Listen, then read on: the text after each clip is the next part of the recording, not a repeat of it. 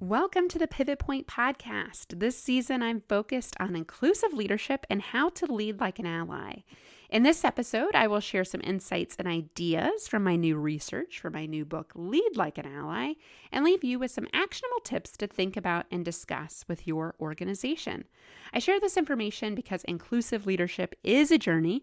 It requires bravery and courage, and you do not have to do it alone. At Pivot Point, I believe we are stronger together. We are one.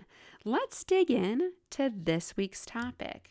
So each week we are going to bring you content from our Lead Like an Ally program with 12 key areas that we believe are necessary for inclusive leadership. And the journey begins in this episode with self-awareness. As a leader, I think there is nothing more important than coming to the table as your full self. And what I mean by that is that you feel authentically you and genuine in who you show up to work day in and day out.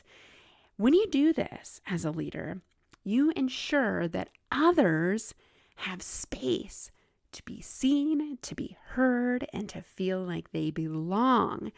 And when you think about an inclusive work culture, there's nothing more important than feeling like you truly belong in the workplace. In fact, we know from our research when people don't feel like they belong, when those psychological needs and human primal needs for connection are not met in the workplace where, we spend more than 40 hours a week, a lot of our waking time in the workplace with our coworkers, with clients, with projects, whatever that may be.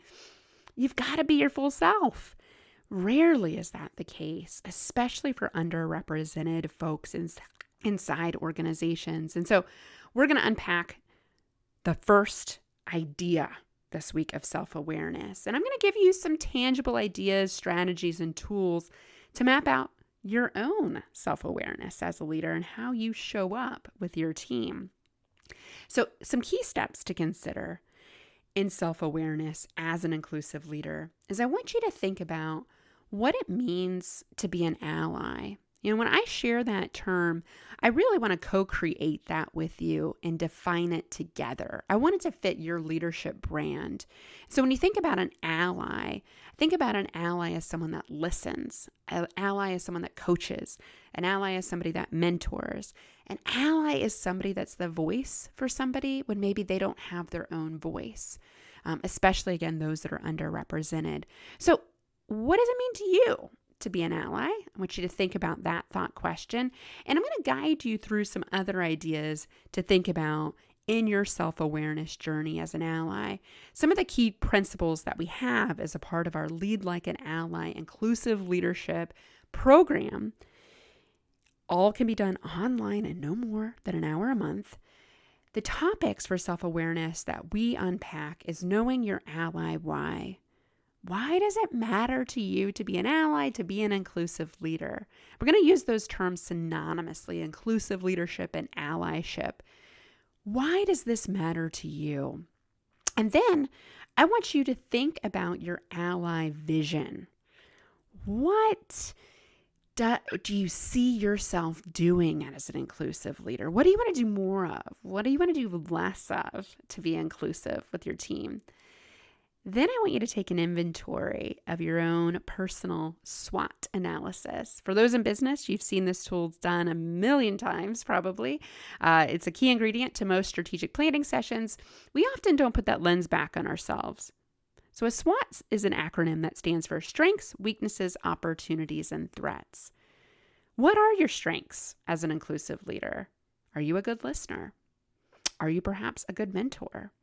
Do you really look out for people in the organization that you see are underrepresented or may feel like they don't belong? Then what are your weaknesses? What are the things that hold you back as a leader? Could be something like setting a plan in action, holding people accountable, whatever that might be, map that out. And then conversely, think about strategies with opportunities and threats. The opportunities are intended to be leveraging your strengths, but threats are really mitigating your weaknesses. How can you put a plan in place that takes advantage of who you are from a strength perspective and who you're not from a weakness perspective?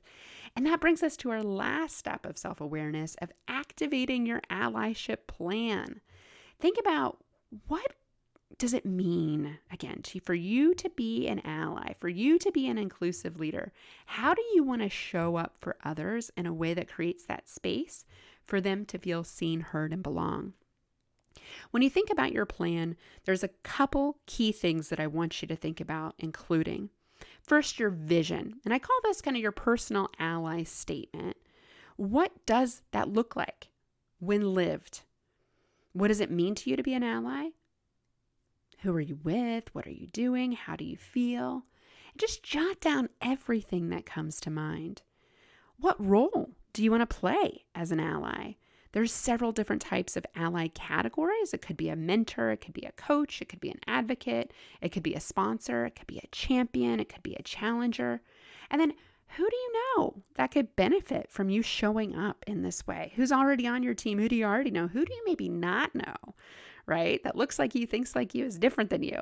That's where the real learning happens as an ally. This is very much a reciprocal relationship. When we show up for others, especially those that are different than us, that we may not spend as much time with, because as humans, we're kind of naturally wired to spend time with people that look like us, think like us, behave like us, have similar experiences to us. We're drawn to that, like moths to the flame. But we know all the richness of learning happens when you're around different types of people. I know that's when I learn the most and grow the most, when I'm in rooms and spaces full of people with a variety of experiences and backgrounds. That's the fun stuff. So who could you show up for?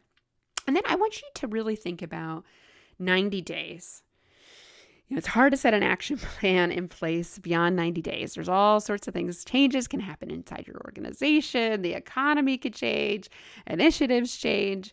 I know most organization cultures are full of change. And this is really handy from a skill perspective to be more adaptable to those changes. But think 90 days. We usually have a pretty good forecast of what's on our radar for 90 days. How can you set some goals in place to know that you're being more inclusive? So think about key behaviors you want to work on. Think about your SWOT analysis. Think about your vision for being an ally. And I want you to think specifically each month, month 1, month 2, month 3, what specific actions and tactics are you willing to take on and prioritize? And then what I'd invite you to do is to put all of that somewhere where you can see it. Maybe it belongs on your bedside table. Maybe it sits on your cubicle. Maybe you put it on Post-it notes around your office to remind you. But I'd encourage you to build out that action plan. And that's how leaders show up self-aware. Being an ally is an intentional journey. It doesn't happen on your own. You also want to get feedback from your allies. Who have been your mentors, your coaches, past managers, current team members that could give you feedback on the things that you want to work on to be inclusive. What we know about our allies is that they include the team around us. They bring others into the conversation. How can you bring others into the conversation? What commitments are you willing to take based on your unique ally attributes from a strength perspective and not so much from a weaknesses perspective? And your vision, how will you live that out? How will you define what it means to be an ally for you personally? The magic happens when you can share that within your organization and people see you, they hear you, and they indicate to you that you in fact belong. That reciprocity spreads. Inclusive behaviors, when modeled by us as individuals, it catches on like wildfire. It's like a domino through the organization. People see it, you're modeling it, and they, in fact, step into the conversation and think, hey, I want to get on board with this. I want to be more inclusive. I also want to lead like an ally. So how will you do that? Think about the ideas, the insights I've shared with you today, knowing that diverse and inclusive teams outperform those that are not as diverse and inclusive by every standard. There's a business case, but there's also a human case that I'm really getting you to consider today in your self-awareness journey, which is step 1. So if you enjoyed this, I would encourage you to check out nextpivotpoint.com.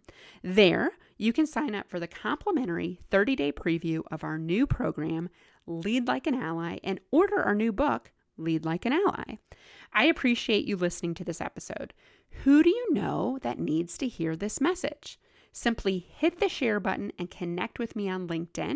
You can search Julie Kratz, Kratz.